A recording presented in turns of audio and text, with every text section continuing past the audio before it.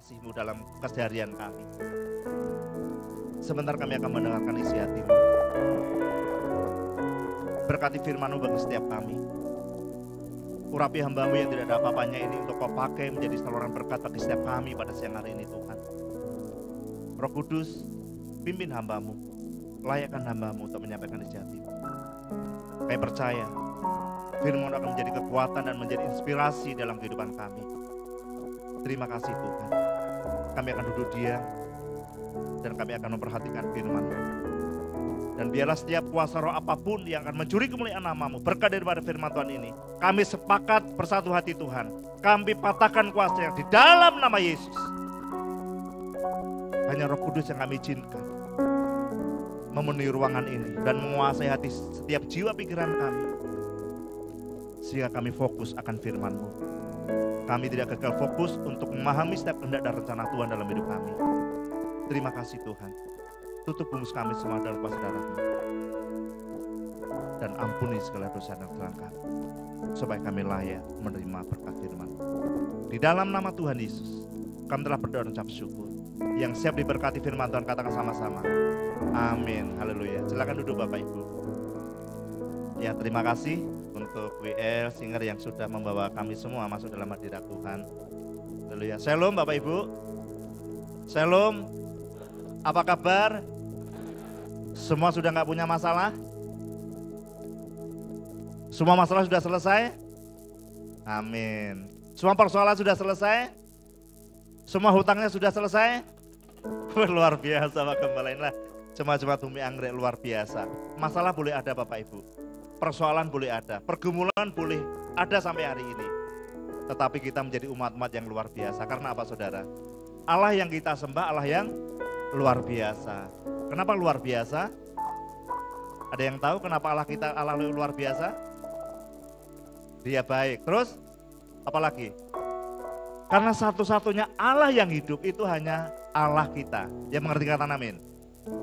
Allah kita Allah yang hidup. Nah Bapak Ibu yang terkasih dalam Tuhan, siang hari ini saya akan bahkan khotbah saya dengan tema itu tidak ada yang mudah. Sepertinya khotbahnya agak berat ya, tidak ada yang mudah. Nah Bapak Ibu, ini sebenarnya sudah saya sampaikan di Kul Alfa dan Omega ya. Mana Pak Yusa? Bu Yusa. Saya sampaikan di sana Bapak Ibu. Tapi belum sedetail yang akan saya sampaikan pada siang hari ini. Karena memang awalnya saya juga agak takut saudara. Agak ragu menyampaikan firman Tuhan ini pada waktu di Kul Alfa dan Omega. Salah enggak ya saya sampaikan firman Tuhan ini? Nah ini berawal dari tanggal 9, itu kalau nggak salah hari Rabu, itu anak saya Riko itu seraya mengingatkan mamanya bahwa dia akan ulang tahun. Mama, ulang tahun. Kemudian ditanya mamanya, oh ulang tahun siapa Dek? Mas Riko kata dia. Yang keberapa? Ke-27. Dia jawab seperti itu. Terus mamanya tanya, mau beliin apa Dek? Pizza Hut katanya. Nah mamanya WA saya, anakmu minta Pizza Hut. Memang dia sering beli Pizza Hut itu seminggu itu bisa ya kadang sekali kadang 2 kali Bapak Ibu. Makanya kalau saya beli yang paling murah, yang My Box Bapak Ibu, itu yang paling murah. Tapi karena pas ulang tahun saya belikan yang besar. Nah kemudian ketika ulang tahun malamnya, ketika saya mau tidur, saya berdoa sama Tuhan. Jadi seolah-olah saya menagih janjinya Tuhan. Tuhan, mana janjimu? Mana pemulihan buat Riko? Sampai hari ini 27 tahun saudara. Tuhan, tapi saya belum melihat bahwa dia pulih. Nah kemudian saya agak sedih ketika melihat dia duduk di di tempat tidur sambil makan pizza itu. Air mata saya keluar menetes. Tuhan, sudah 27 tahun. Nah ketika saya berdoa itu Tuhan ingatkan saya untuk melihat firman Tuhan yang ada di dalam Matius 8 ayat 23 sampai yang ke 27. Mohon ditayangkan multimedia. Kita akan baca sama-sama dulu ya Bapak Ibu firman Tuhan. Sudah kelihatan ya? Kita akan baca sama-sama Bapak Ibu Matius 8 ayat 23 sampai yang ke 27. 1, 2, 3. Lalu Yesus naik ke dalam perahu dan murid-muridnya pun mengikutinya. Sekonyong-konyong mengamuklah angin ribut di danau itu, sehingga perahu itu ditimbus gelombang, tetapi Yesus tidur. Maka datanglah murid-muridnya membangunkan dia, katanya, "Tuhan, tolonglah, kita binasa." Ia berkata kepada mereka, "Mengapa kamu takut, kamu yang kurang percaya?" Lalu bangunlah Yesus menghardik angin dan danau itu, maka danau itu menjadi teduh sekali. Dan heranlah orang-orang itu, katanya, "Orang apakah dia ini? Sehingga angin dan danau pun taat kepadanya." Amin. Bapak Ibu, pertama kali ketika saya membaca firman Tuhan ini, saya bertanya sama Tuhan, "Tuhan, saya percaya. Saya beriman kepada Tuhan. Kuasa-Mu sanggup memulihkan Riko. Tapi hari ini belum saya lihat." Terus Tuhan ingin saya baca. Ternyata Tuhan katakan bahwa berikan hikmat buat saya, saudara. Ternyata ketika kita beriman, ternyata ada proses terlebih dahulu. Ada sesuatu yang harus kita lewati. Nah, kenapa murid-muridnya ini membangunkan Yesus? Seolah dia kaget, dia mau komplain sama Tuhan. Kita binasa Tuhan. Karena sebelumnya, kalau Bapak Ibu lihat atau baca di firman Tuhan, perikop sebelumnya, itu Yesus melakukan mujizat. Sesuatu yang baik, sesuatu yang enak, sesuatu yang gampang yang Tuhan Yesus kerjakan. Menyembuhkan mertua daripada Petrus kalau nggak salah. Kemudian menyembuhkan anak dari seorang panglima tentara, menyembuhkan dan sebagainya. Sehingga murid Yesus berpikir bahwa ketika ikut Yesus, itu sesuatu sepertinya mudah. Tetapi ketika Tuhan ingatkan saya membaca ini, saya punya hikmat bahwa tidak ada yang mudah. Katakan kanan kiri, tidak ada yang mudah. Nah, kenapa seperti itu, saudara? Dan ketika saya khotbahkan di KUL itu, saya pulang saya berpikir, benar nggak sih yang saya khotbahkan tadi? Nah, kemudian di tanggal 12 Aprilnya ketika kita ke MDPJ, gembala rohani kita menyampaikan renungan atau khotbah itu, yaitu dimulai dari pertanyaan, kenapa Yesus harus datang ke dunia? Kenapa Yesus harus mati di kayu salib? Kenapa Yesus harus bangkit? Dan di dalam khotbah beliau katakan ada 10 tahap Yesus, penderitaan Yesus. Mulai dari Taman Getsemani, kemudian mulai dari dia diadili, mulai dari Tuhan Yesus dicambuk, dipukul, ditinju, diludahi, kemudian dipakaikan mahkota duri, dan sebagainya.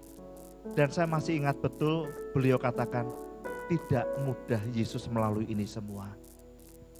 Ini gambaran bahwa di dalam kehidupan kita, tentu juga tidak akan mudah. Kenapa tidak mudah? Karena kita adalah sebagai pengikut Kristus. Tuhan tidak ingin sesuatu yang instan. Tuhan mau supaya kita melihat kuasa Tuhan melalui proses-proses yang Tuhan berikan buat kita. Siapa yang mau diproses Tuhan? Ya, banyak sekali kemarin Pak Hernanto juga saksikan di sini bagaimana proses hidupnya ketika anak yang dikasihi sakit ya Pak ya. Dan ini membuktikan bahwa memang tidak ada yang mudah untuk kita lalu. Makanya kalau saya katakan bahwa banyak orang Kristen gagal mempertahankan kekristenannya. Karena apa saudara? Karena dia merasa tidak mudah. Karena ada satu dan lain hal. Ada satu keinginan yang mau dia kejar. Dan sering saya sampaikan di mimbar ini bahwa bicara kekristenan bukan bicara tentang dunia. Bicara kekristenan bukan bicara tentang hal-hal yang sifatnya jasmani. Tapi bicara kekristenan, bicara tentang kekekalan saudara. Jadi apa yang mau kita kejar itu sesuatu yang kekal. Nah Bapak Ibu, kita melihat di dalam firman Tuhan atau dalam Alkitab banyak sekali contoh bagaimana Allah itu memproses umatnya. Kalau kita bisa lihat bagaimana bangsa Israel ketika keluar dari tanah Mesir, bagaimana mereka mengalami proses yang luar biasa. Bahkan bangsa Israel ketika Firaun dan pasukannya itu sudah mendekat dan kemudian bangsa Israel menoleh ke belakang, dia lihat semakin dekat. Mereka semakin takut. Mereka berseru-seru kepada Tuhan. Dan mereka katakan kepada Musa apa Bapak Ibu? apakah di Mesir kurang kuburan? Sehingga kamu membawa kami ke padang gurun ini. Sudah kukatakan jangan ganggu kami. Biarkan kami bekerja untuk orang Mesir. Karena lebih baik kami bekerja di Mesir daripada kami harus mati di padang gurun ini. Dia komplain kepada Musa, saudara. Tapi Musa berkata kepada mereka, bangsa Mesir yang hari ini kau lihat, tidak akan ada lagi besok. Dan Tuhan akan berperang untuk kamu, dan kamu diam saja. Pertanyaannya, apakah Allah tidak bisa membawa bangsa Israel langsung ke tanah perjanjian? Sangat bisa, saudara. Allah sanggup melakukan itu. Tetapi yang mau Allah ingin kehendaki di dalam kehidupan bangsa Israel, mereka bisa melihat atau melalui proses sehingga mereka melihat kuasa Tuhan, melihat mujizat Tuhan. Amin Bapak Ibu. Siapa yang gak pernah diproses Tuhan? Siapa yang keuangannya lancar-lancar saja? Siapa yang dalam kehidupannya itu gak pernah punya ada masalah? Angkat tangan. Gimana rasanya kalau punya masalah Bapak Ibu? Rasanya aduh. Benar gak Bapak Ibu? Tadi saya barusan berbincang sama Pak Gembala. Bagaimana Riko bisa diajak ke gereja enggak? Ini Riko ini kalau dia mau diajak ke gereja Bapak Ibu. Dia yuk ke gereja yuk. Enggak mau ke gereja. Kenapa enggak mau ke gereja? Berisik katanya. Jadi dia kalau dengar musik-musik yang jadang-jadang gitu memang dia enggak bisa Bapak Ibu. Dulu waktu kami ke gereja waktu masih tangganya yang di samping sini ya Bapak Gembala ya. Dulu sering kami ajak ke gereja. Tapi begitu musiknya dadar, dia ngajak pulang. Kalau mau berangkat semangat banget Bapak Ibu, pakai baju bagus, pakai sepatu, begitu nyampe sini duduk, begitu musik mulai bla gitu, mulai dia nggak kerasa. Makanya kalau sampai sekarang kalau mau diajak ke gereja nggak mau, berisik. Tapi ya puji Tuhan, yang penting dia baik-baik. Nah Bapak Ibu yang terkasih dalam Tuhan, tidak hanya bangsa Israel. Bapak Ibu pasti ingat cerita Daud ketika dia mengalahkan Goliat. Ketika bangsa Israel mau menghadapi bangsa Filistin, hanya ada satu orang yang namanya siapa Bapak Ibu? Goliat. Dan pada saat itu situasinya sangat mencekam loh Bapak Ibu. Bangsa Israel ketakutan melihat Goliat itu. Tapi muncullah Daud Bapak Ibu. Dan ketika berperang dan Daud mengalahkan Goliat.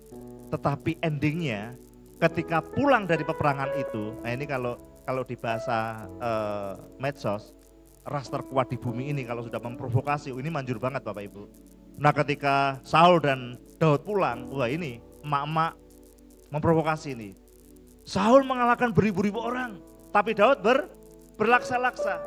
Mungkin bibirnya sambil mencang-mencong gitu kan, biasalah kalau ibu ibu-ibu ini kalau baru ngerasani orang atau baru gosip gitu kan, manjur banget Bapak Ibu. Jadi kalau di bahasa medsos itu kalau ras terkuat itu sudah berulah, semua terpengaruh. Sampai Saul marah. Sampai dia dikejar-kejar. Artinya apa? Artinya Daud juga gak mudah di dalam melakoni kehidupannya sampai dia menjadi raja. Dan saya juga ingin mengajak Bapak Ibu melihat bagaimana murid-murid Yesus. Pak Gembala beberapa minggu yang lalu di Rupeng katakan, harusnya murid-murid Yesus itu, Simon Petrus menjadi panglima perang ya Pak, menjadi menteri HAM, kemudian siapa yang jadi sekretaris? Yohanes kah? Tetapi kalau kita lihat muridnya Yesus itu semuanya berakhir tragis Bapak Ibu.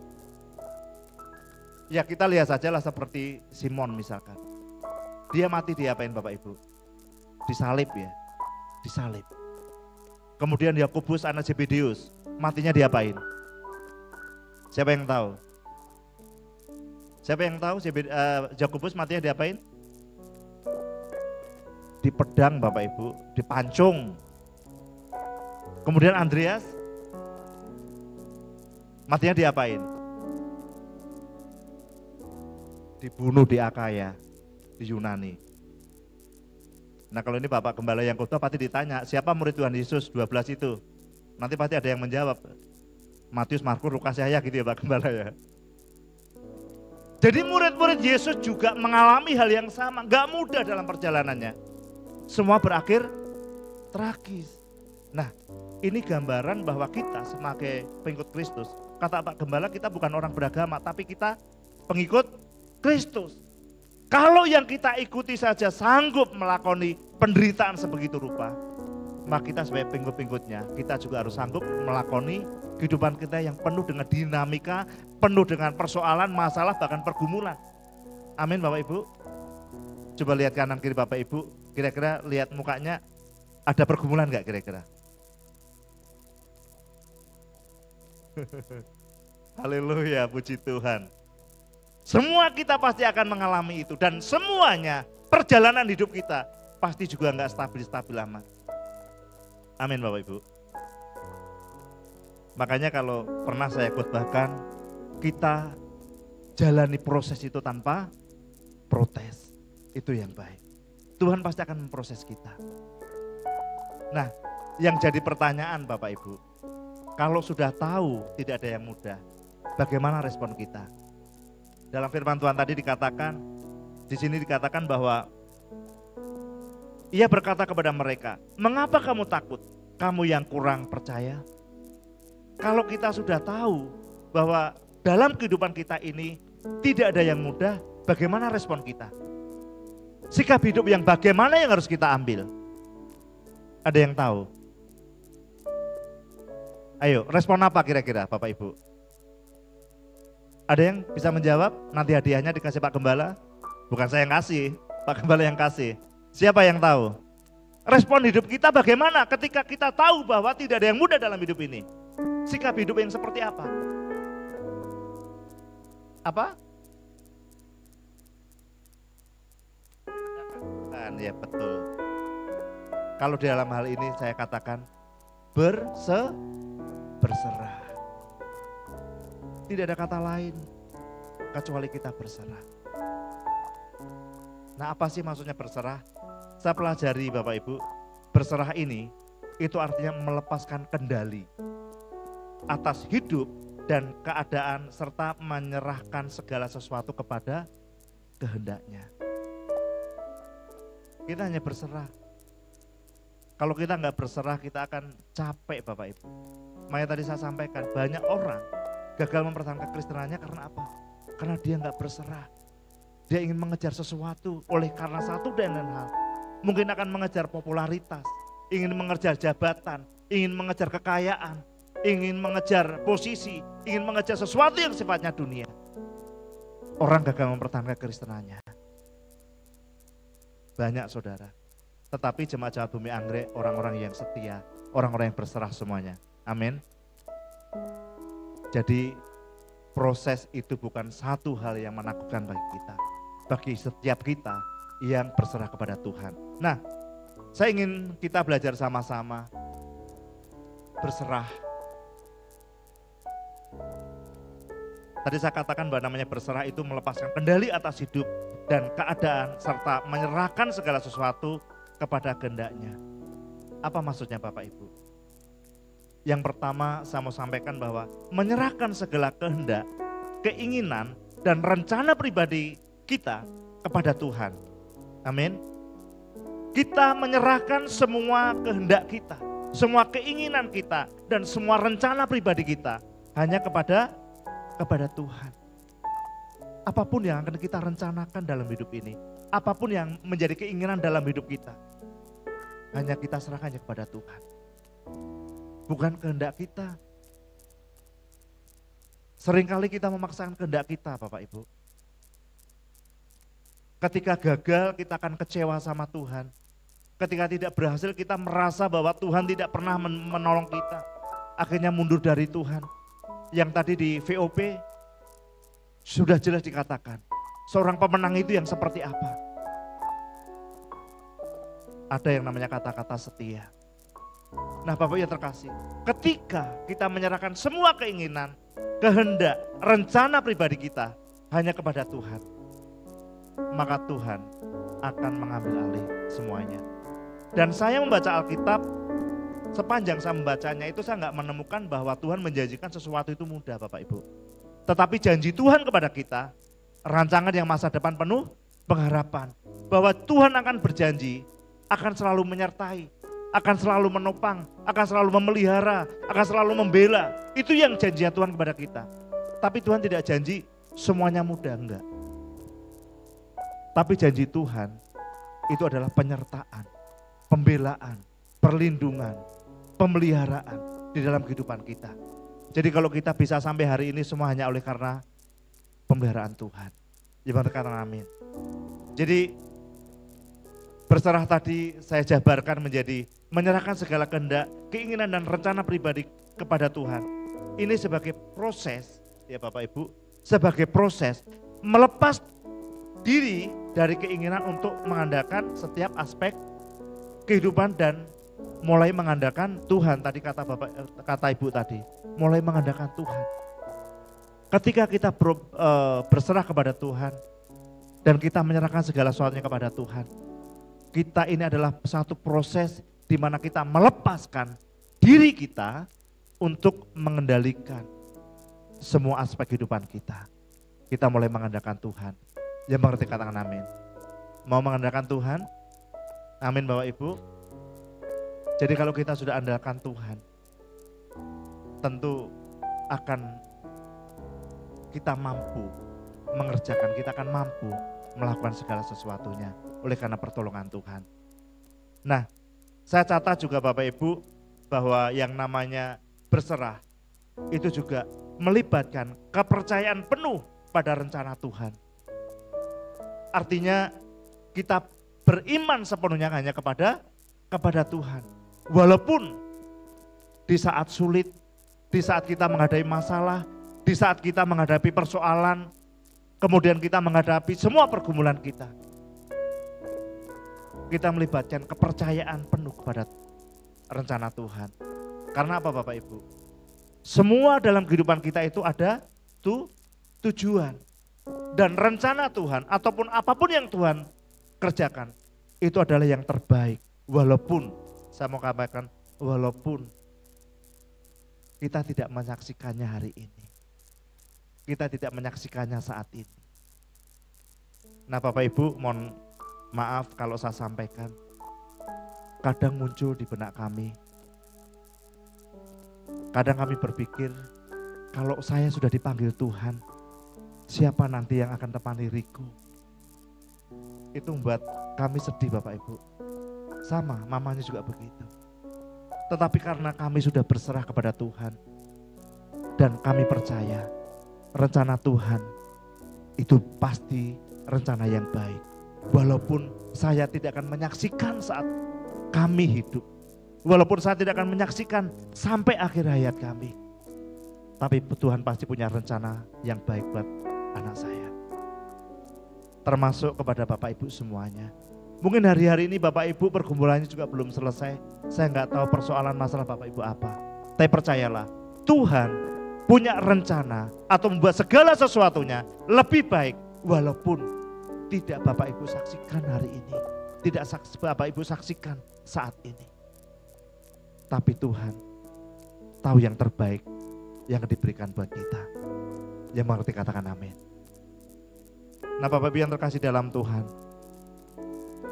kalau kita sudah melibatkan iman kita hanya kepada Tuhan, maka segala sesuatu kita tidak bisa lagi mengandalkan kemampuan kita sendiri.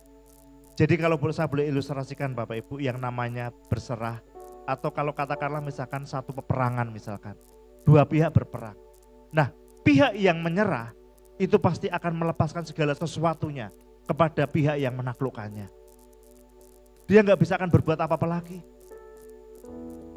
Sama dengan kita, kalau kita berserah, itu artinya kita sudah menyerahkan secara totalitas kepada kehendak dan rencana Tuhan.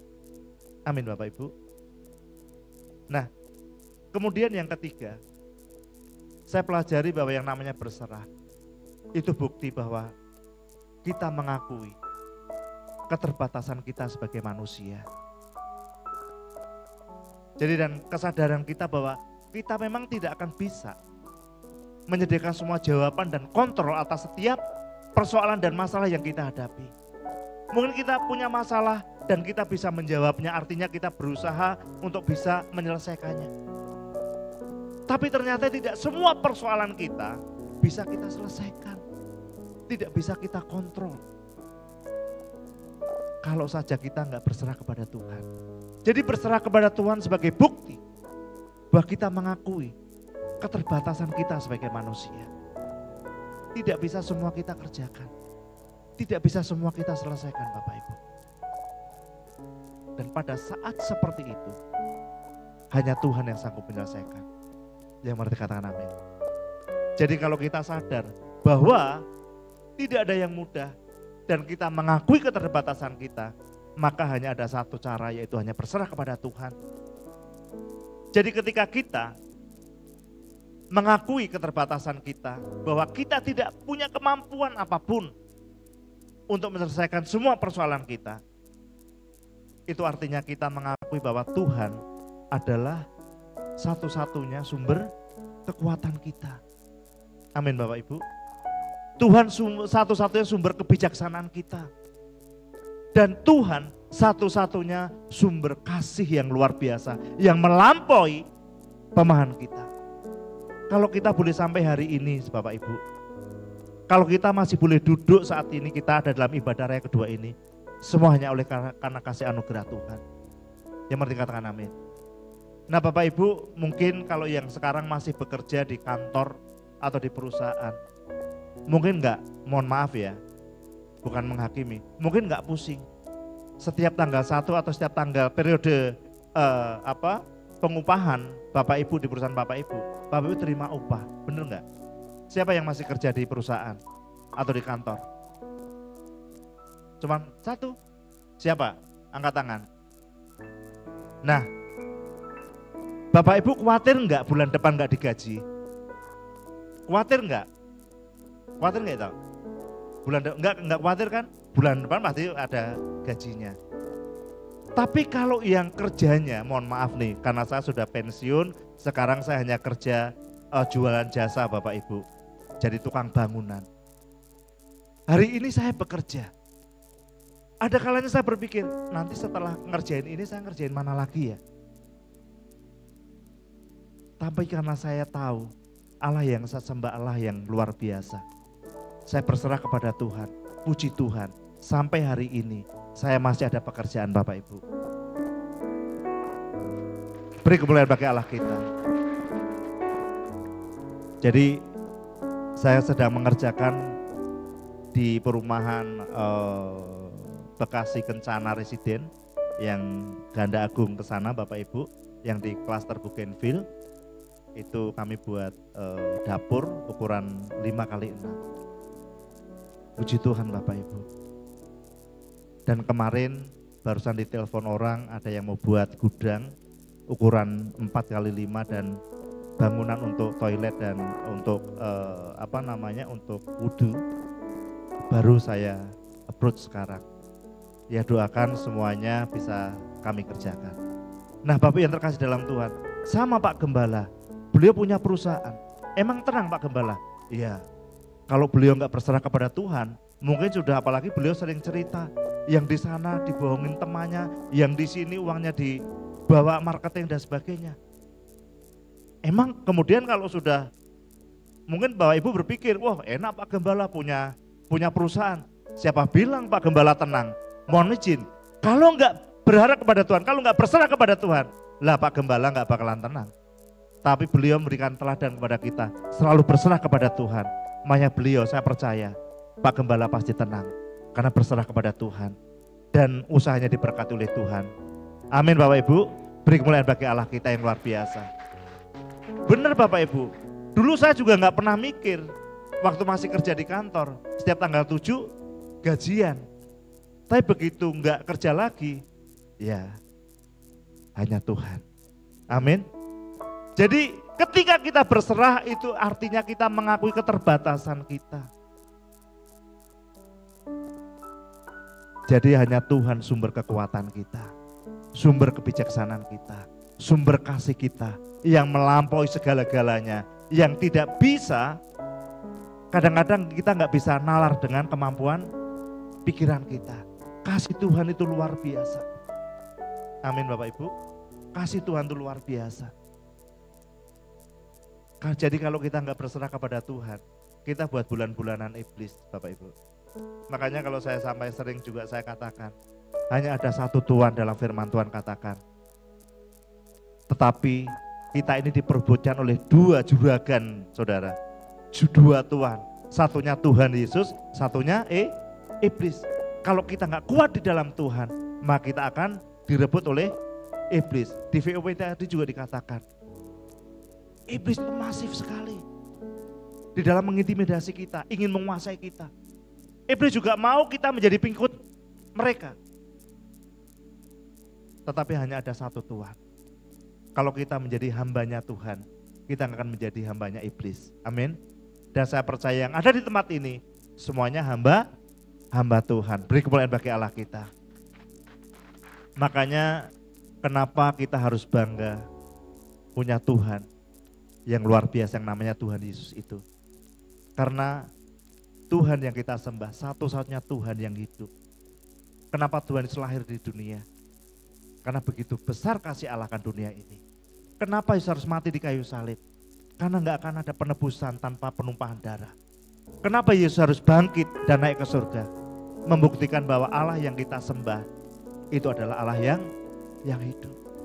Nah saudara, kita harus bangga menjadi pengikutnya Tuhan Yesus. Harus bangga. Makanya kalau ada orang yang meninggalkan Tuhan Yesus, seringkali saya berpikir, apa yang akan mereka cari ya? Lawak kita yang hidupnya begini saja kami tetap bertahan percaya kepada Yesus.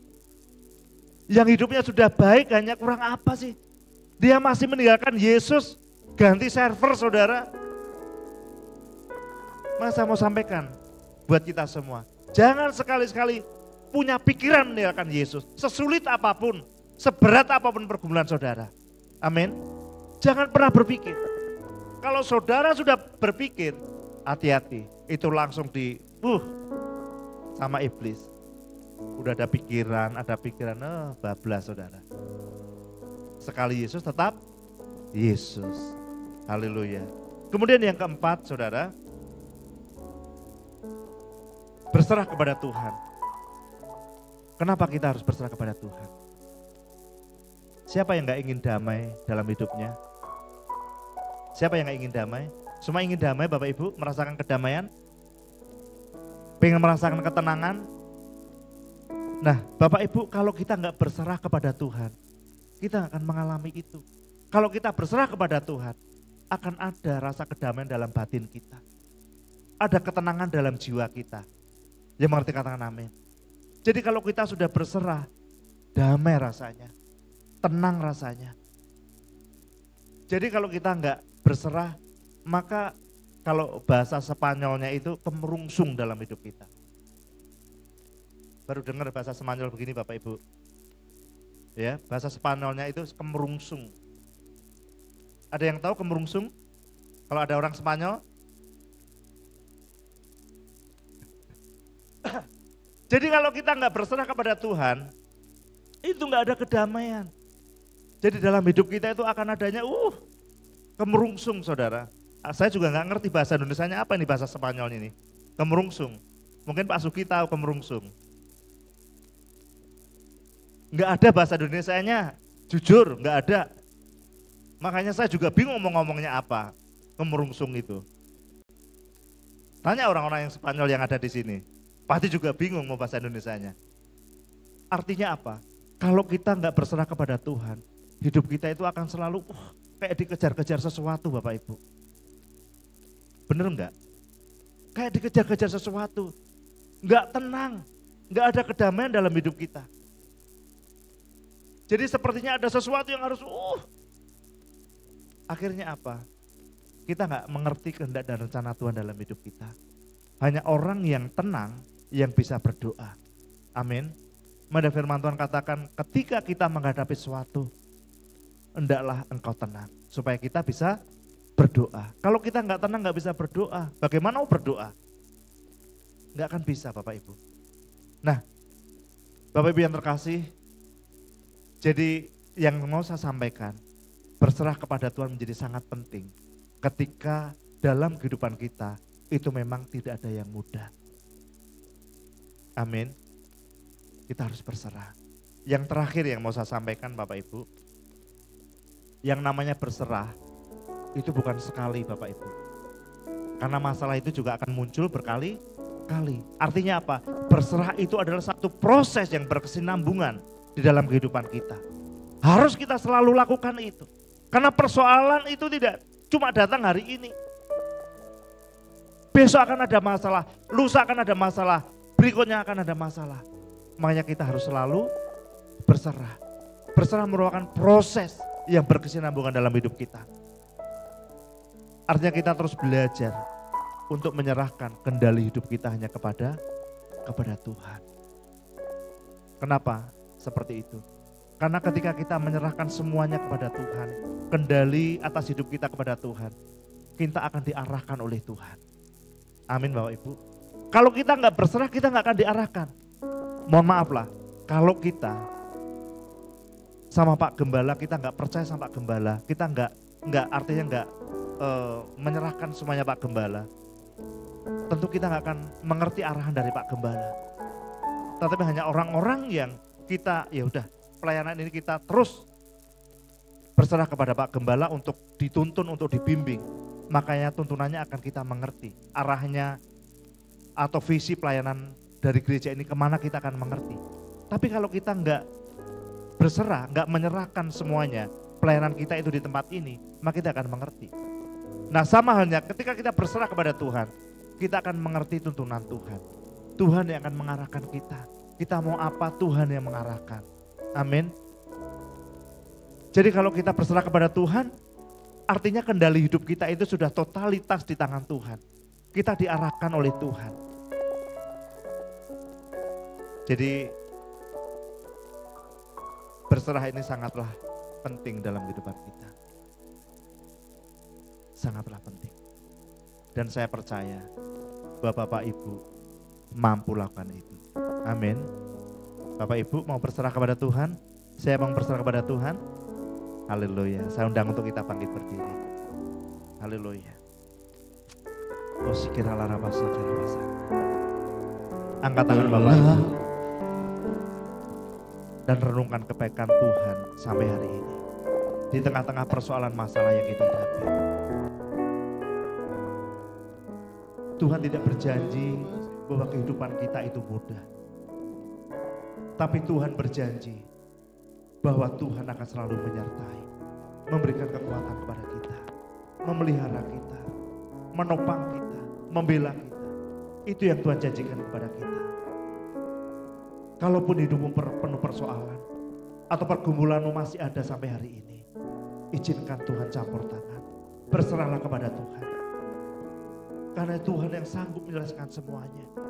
Tuhan tahu kesulitan kita. Tuhan tahu persoalan kita. Tuhan tahu pergumulan kita.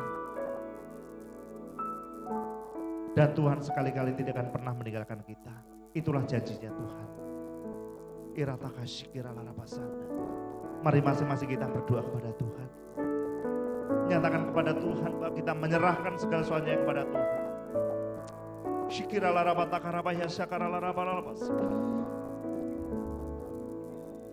Serahkan semuanya kepada Tuhan. Keinginan kita, kehendak kita. Akui di hadapan Tuhan bahwa kita punya keterbatasan di dalam hidup ini. Akui bahwa Tuhan adalah sumber kekuatan kita. Sumber kebijaksanaan dalam kehidupan kita. Sumber kasih sayang yang kita harapkan, yang kita dapatkan. Hanya Yesus. Mari kita naikkan penyembahan kepada-Mu. Angkat suaramu kepada Dia. Inaralarabaya sikiralalala. Inaralarabaya Inaralarabaya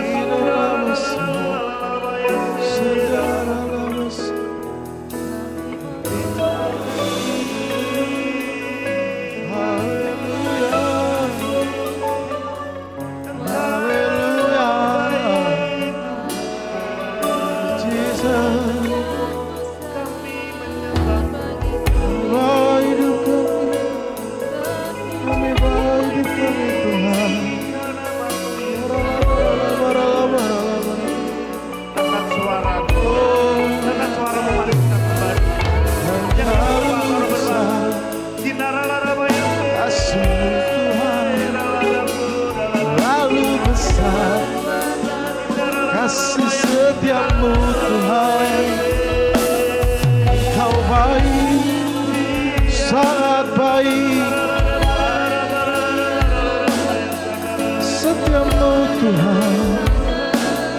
Allah Bapa. Haleluya. Engkau lihat umatmu pada siang hari ini. Dia mengatakan, kami berserah hanya kepadamu.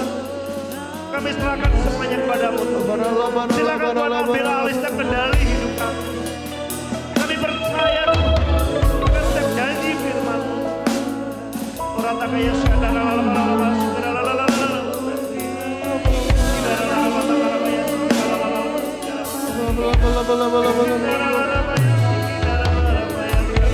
Yesus.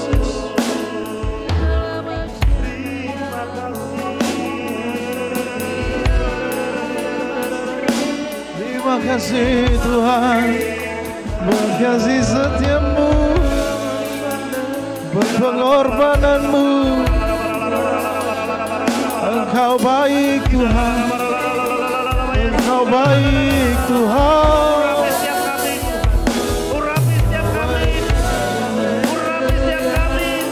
Pulihkan kami,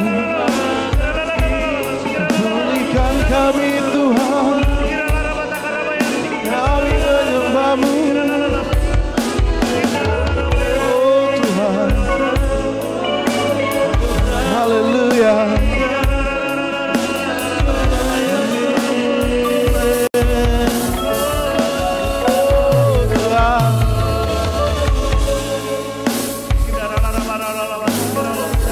Yesus,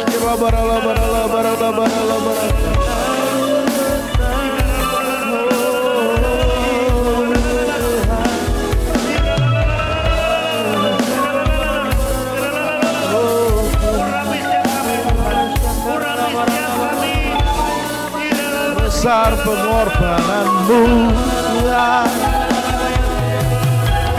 Pulihkanku.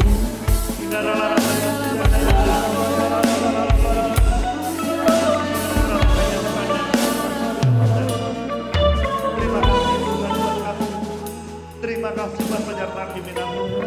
Terima kasih buat segala sesuatu yang sudah Tuhan berikan kepada kami. Kami bersyukur Tuhan. Terima kasih Tuhan. Oh syakarara masih kira masa. Kiralah masih kira masa.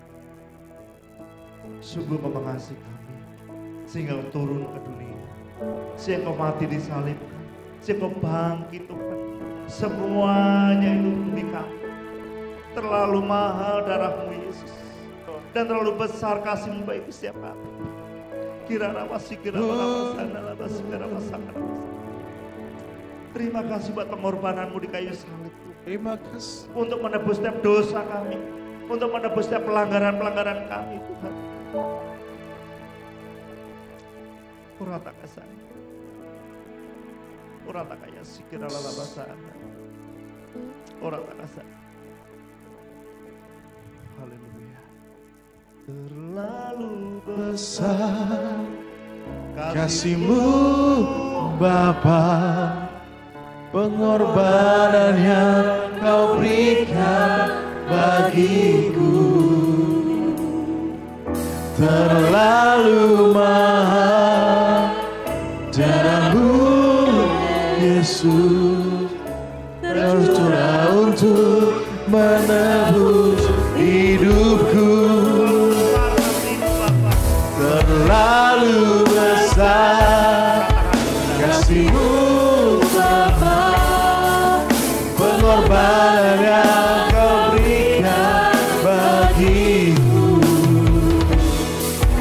terlalu mahal.